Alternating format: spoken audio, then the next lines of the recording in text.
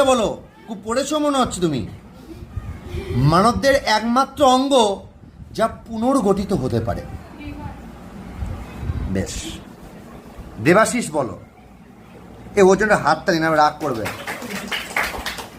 মুখের পিএইচ কত নিচে নেমে গেলে দাঁতের ক্ষয় শুরু হয়?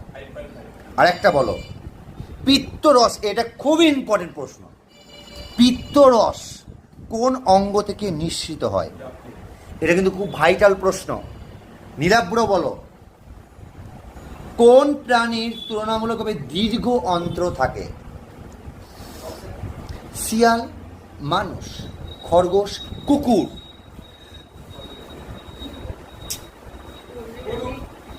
গরু অপশন। তবা তবা।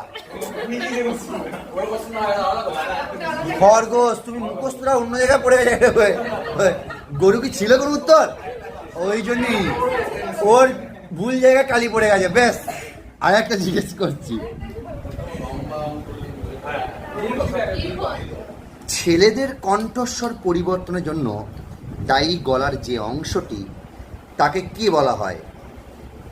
Larynx, testosterone, ফ্যারিংস, Adam apple.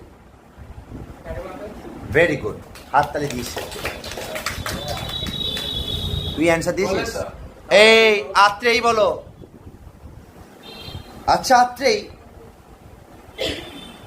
পিত্তাশয়ে কোন বস্তুরই সঞ্চয় থাকে? লসিকা, পিত্ত, জল, রক্ত। পিত্ত।